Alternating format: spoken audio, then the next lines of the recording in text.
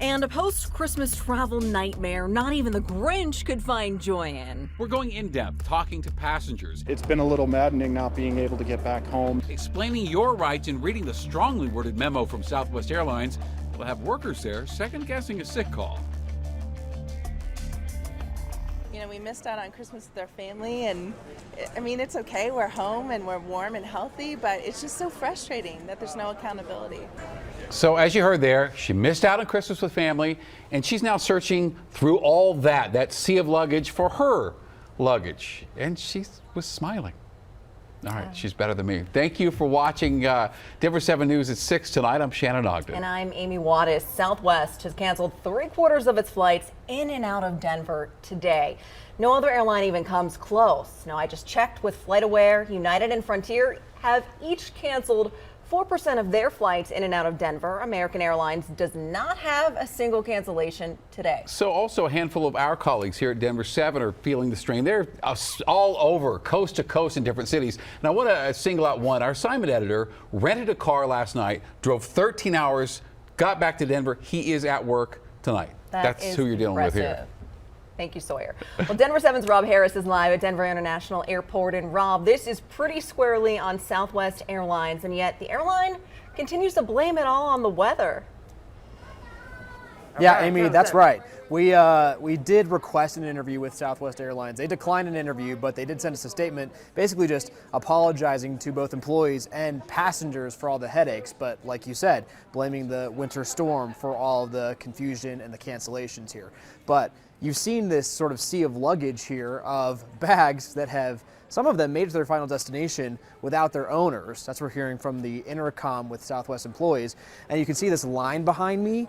That's people waiting to go into the baggage claim office trying to find out where their bag is and maybe even making it to their final destination even though they didn't. I talked to a guy who waited in the line, took him 4 hours just to get into the office and then not getting any answers about where his bag is. Now, there is one person who is not here for the winter storm excuse. That's the president of the union representing Southwest flight attendants. I talked with her just a couple hours ago, and she says she and others have been telling the airline for quite a while now that it needed to update its crew scheduling system. And because it wasn't up to par, she said the bad situation of the winter weather hit Southwest harder than other airlines. Our operation is like dominoes. Once the one domino falls, all the other dominoes follow, because even if you have a flight leaving from a good weather station, it might have been a plane or a crew that was coming from one of those stations affected by the weather. Therefore, it's going to affect everywhere that Southwest Airlines flies to. Now, as for advice for those of us who might be traveling in the next few days, Montgomery says get to the airport early and then make sure you have a lot of patience ready, because it's kind of unclear at this point when passengers will be getting to their final destinations and if their bags will be there already or when they might get there. Who knows when that could be. Guys? What a mess, Rob. You need a lot of patience going through all of those bags behind you. Thank you. Well, we wanted to add more context to this travel mess. Southwest Airlines shared this memo sent to workers when it declared a state of operational emergency on December 21st. So what does it all mean? The airline says any employees, quote, alleging illness will have to provide a doctor's note. No note, and the worker will be fired for insubordination and abuse of sick leave. It also requires mandatory overtime. Now, if a worker refuses to stay over, they will be fired for insubordination. We want to take this travel story a step further for you tonight. When we checked in on one passenger stuck in Denver for 4 days, it was clear he wanted Southwest to make it right. James Baker had planned to fly from Sacramento to Buffalo 3 days before Christmas, but he never made it out of Denver. He settled for celebrating Christmas in a hotel.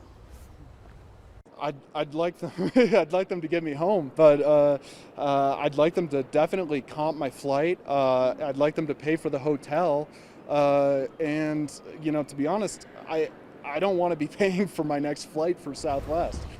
We did some digging, and federal law only requires the airline to refund your ticket price. According to the Department of Transportation website, airlines do not have to reimburse for hotels and rental cars or for food. Now, some do, as you know, occasionally. And Southwest occasionally will cover hotels, but that's typically if it is the airline's fault. And so far, as we've said here, Southwest blames the weather. Broncos went 4-11 under Nate Hackett's leadership, and yesterday's 51-14 loss in Los Angeles, it was the worst yet. And so, after just 15 games, Hackett got the boot, making his tenure as head coach the shortest in franchise history. And listening to our voicemail hotline, it was clear fans are fed up.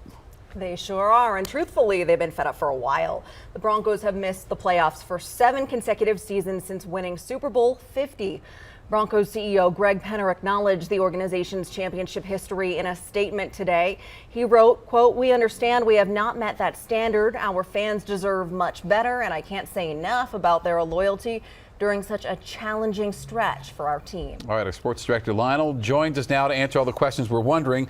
And I think first is why fire Hackett now instead of earlier when it was all so bad, or why not just wait a couple more games and the season's over? Well, the breaking point was being mocked and laughed at on a Nickelodeon national broadcast yesterday. When characters from SpongeBob are making fun of you, it's time to make the move. No, really, it was just so bad and so embarrassing. The new owners couldn't wait. They wanted to wait to the end of the season, but Russell threw 3 interceptions yesterday. Defense looked like they just gave up. There was a sideline confrontation between Dalton Reisner and Brett Rippon. It was just enough. Hackett had to go. And really, one of the ball boys could be the interim head coach, and who would even care? The season's a disaster, and Hackett is just the first in a long line of changes, guys, that need to be made. Now, Lionel, what was the sense from the locker room? Have the players weighed in on this? Well, kicker Brandon McManus sent a text to our Broncos insider Troy Rank, who's involved in that Southwest travel nightmare, by the way. McManus said it's always a sad day when somebody loses their job, and the season could have been different if he would have made that kick in Seattle. Then the players had a meeting today with CEO Greg Penner and GM George Paton, and Penner said the interim coach would be Jerry Rossberg, who is the senior analyst they brought in early in the season to help Hackett manage the games. He's the coach who was supposed to help Hackett not get fired. Now, they offered the interim job to defensive coordinator Ejiro Evero. He said no thanks. Evero will be a head coaching candidate this offseason, but so far there's been silence on Hackett from the players on social media. All right, so look into that never-failing crystal ball of yours. Who can come in? Is there anybody who can come in and fix this deal? I've lost the crystal ball, so I'll have to go with it. But look, names we're hearing, of course, are Sean Payton, number 1. That would be great, but doubtful. Dan Quinn, Frank Reich, Jim Harbaugh, Evero will get an interview. And there's going to be plenty of names out there. And, of course, more NFL coaches will be fired and available after the season. So it's just the beginning of the search. But this is more than just the next head coach. This is George Paton, the GM. He made the Hackett mistake. He traded for Russell Wilson. He signed Randy Gregory and Melvin Gordon and so on. Payton's fingerprints are all over this mess. And Russell Wilson, he's the main problem. They'd fire him if they could. They can't. They gave him a $245 million contract before they ever saw him play a down for the Broncos. So if Russ is as bad for the next coach as he was for Hackett, they're going to be stuck in a dark hole for a couple of years. Well, I don't know. Walmart's got the money to change things. But and Hackett seems like such a great guy. So we wish him well, and it's very sad. But and he's getting paid to walk away. Yeah, so don't feel sorry for him financially, for sure. Go have some tea, Yeah. Lionel, and feel better. We'll see you later. Thanks. Thanks, Lionel. Well, what's Broncos country saying about today's firing? Our Broncos voicemail hotline never disappoints. Just want to say thank God for answering our prayers.